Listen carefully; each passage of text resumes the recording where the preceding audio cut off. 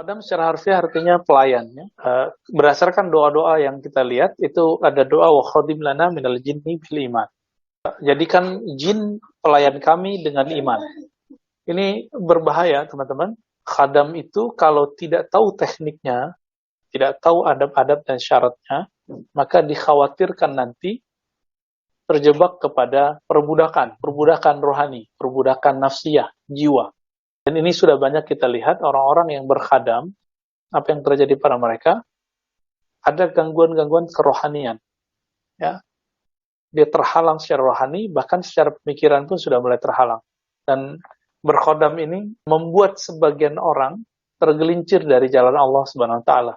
Kecuali ada pembimbingnya. Ada satu thariqah yang langka, namanya thariqah al-buniyah. Ya. Tapi thariqah itu tidak saya sarankan antum pelajari, karena itu thariqah yang mengeksplorasi khadam, nama-nama khadam, dan semuanya.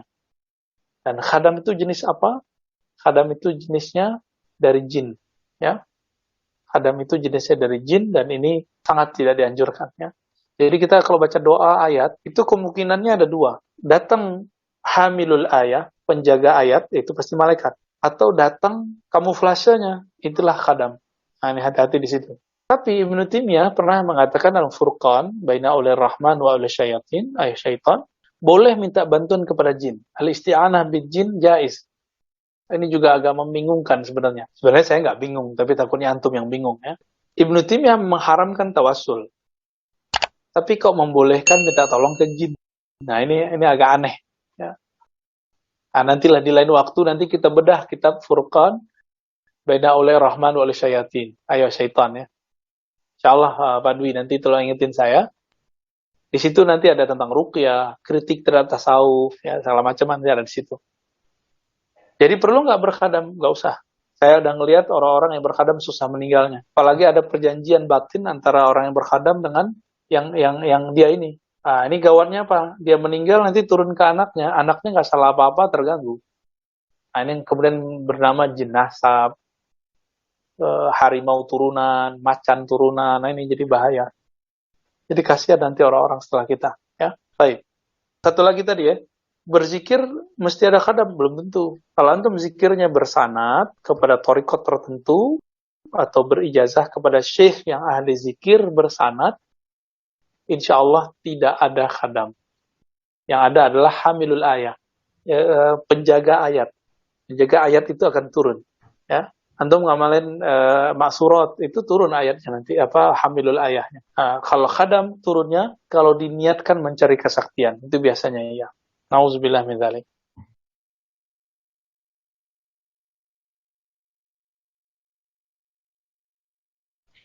Pertanyaannya harus diluruskan ya.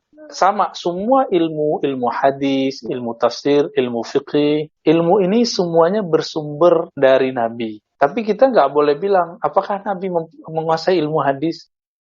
Loh, hadis itu dari beliau. Apakah Nabi menguasai ilmu tafsir? Ya, ilmu tafsir kan dari beliau. Apakah Nabi berfikih? Ya, fikih itu dari beliau. Tapi di masa beliau, ilmu-ilmu ini belum ada namanya. Tapi barangnya sudah ada. Jadi yang tepat, apakah tasawuf bersumber dari Rasulullah? Itu yang tepat pertanyaan. Jawabannya ya, bahwa tasawuf yang sahih bersumber dari Rasulullah.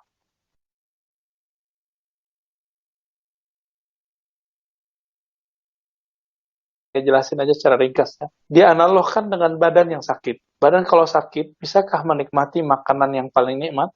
Enggak. Padu ini sukanya rendang ya? Bukan ya, sop ya? Rendang, Ustaz. Oh, rendang ya. Kalau lagi sariawan, itu bisa menikmati rendang nggak? Nggak bisa.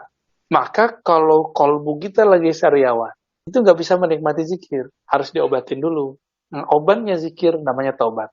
Jadi, taubat itu, kalau selama ini kan kita kalau taubat, istighfar cuma dari dosa zahir. Coba mulai pagi ini, siang ini, kita berzikir, memperbaiki kolbu dulu. Jadi kita tobatkan dulu kolbunya. Kolbunya ada sifat apa aja nih? Sombong. Nah, itu dibenerin dulu. Pernah nggak terbersit merasa lebih mulia dari orang? Nah, ini harus diistighfarkan. Pernahkah terbersit bahwa kita benci sama orang, kesal sama orang, iri sama orang? Dan yang paling parah adalah lalai kepada Allah. Nah, semua itu harus diistighfarkan. Inilah obatan untuk qalbi. Kalau sudah diistighfarkan, baru nanti dia bisa masuk ke ranah zikrullah. Baru dia bisa menikmati zikir. Nah, jadi teman-teman, itu lebih kurang indikator kalau kalbu kita lagi sakit, dan lebih kurang itulah caranya. Wallahu ta'ala a'lam bishawab.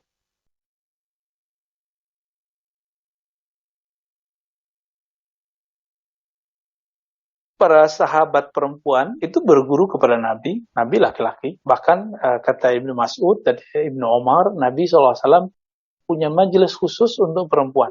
Itu di Sahih Bukhari, di Kitabul Ilm, di bab ilmu, itu ada bab tentang bahwa para perempuan, para nisa, itu punya khusus. Jangankan itu, dulu kan belum ada mikrofon. Walaupun Nabi diizinkan Allah suaranya terdengar kemana-mana, tapi beliau setelah berceramah, berkhutbah di depan para laki-laki, itu beliau mengkhususkan lagi khutbah untuk perempuan. Berarti ada ta'lim khusus buat para akhwat, ya. Dan gurunya laki-laki. Dan itu terjadi, jadi nggak masalah. Ya. Boleh, yang penting menjaga adab-adabnya. Jika tidak, maka carilah guru perempuan yang bersanad, yang hatinya koneksi kepada Allah Subhanahu wa Ta'ala. Ya. Banyak, murid Yasin kan ribuan. Murid Yasin ribuan, di Indonesia aja ada ratusan. Ya, di Jakarta yang baru meninggal itu Syekh Abdul Hayy, ya, Al-Batawi, Al-Makki. Ada guru saya, Kiai Ahmad Marwazi, di Kuningan. Ya. Kemudian juga banyak di Bandung ada. Di Bandung itu, siapa nama Kiai? Kiai Nawawi kalau nggak salah, ya. Di Bandung itu ada. Di Garut ada.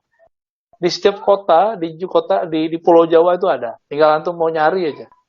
Kalau di Riau itu ada di kepulauan, ya, apa nama daerahnya, Banteng apa sih nama, saya lupa nama daerahnya. Di Jambi juga ada, di Pekanbaru itu juga ada, di Aceh ada, di Malaysia banyak, di Singapura ada, banyak deh, lengkap. Di Banjarmasin, di Martapura itu lebih banyak lagi. Sampai hari ini banyak. Di Lombok, kalau Lombok jalurnya nanti ke Solatia. Ya, masih tempat sekolahnya Syekh Yasin Al-Fadani. Jadi banyak tempat antum mau mencari sanad hari ini, tinggal mau mencari. Sekarang kan orang nggak mau nyari, jangan mau rihlah, ya, maunya ngezoom terus.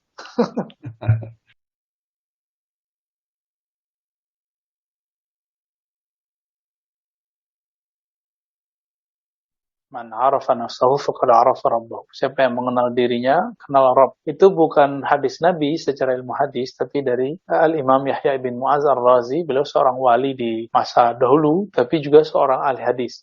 Kalam beliau terkenal, itu man arafa nafsahu, siapa yang kenal dirinya, kenal Rabbnya. Nah, belakangan oleh Imam Ibnu Qudamah Al-Maqdisi, beliau meringkas kitab Ibnul Jauzi dari ringkasan Ihya Ulumuddin. Itu diganti redaksinya. Man arfa qalbahu arfa rabbahu. Siapa yang mengenal kalbunya, maka dia mengenal Rabbnya. Maka sebaliknya, yang tidak mengenal dirinya, maka tidak mengenal Allah, maka fasada qalbuhu. Maka rusaklah kalbunya. Jadi kalau di dalam kalbu ini nggak ada ma'rifat, ma'rifat itu makanannya ruh kita. Kalau ruh kita nggak dikasih makan ini, maka dia kesepian, dia kurus, nanti rusaknya sampai ke kolbu, rusak sampai ke akal pikiran. Lebih kurang itu maksud dari kalam Syekh Muhammad Saleh, ya. Allah Ta'ala alam.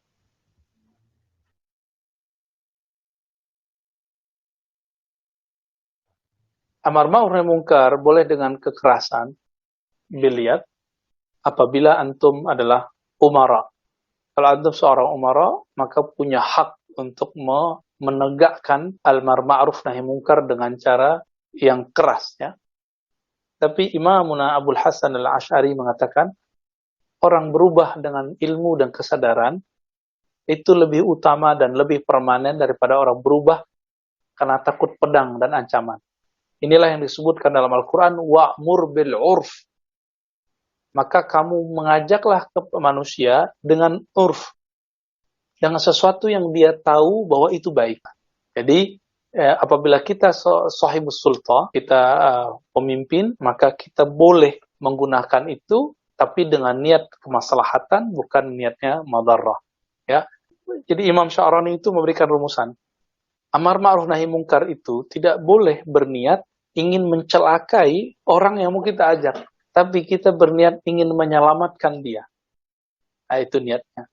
Jika itu, maka antum boleh jika seorang pemimpin bersikap tegas. Ya. Tafadhal. Ya, wallahu a'lam.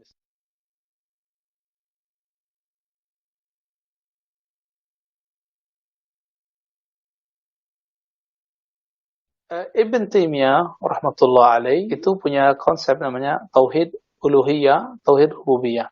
Bagi Ibn Taimiyah, tauhid uluhiyah adalah tauhid yang puncak dan itu betul sama. Perbedaannya cuma satu. Ibn Taimiyah rahmatullah alaih yufarriq baina al-uluhiyyati war rububiyah.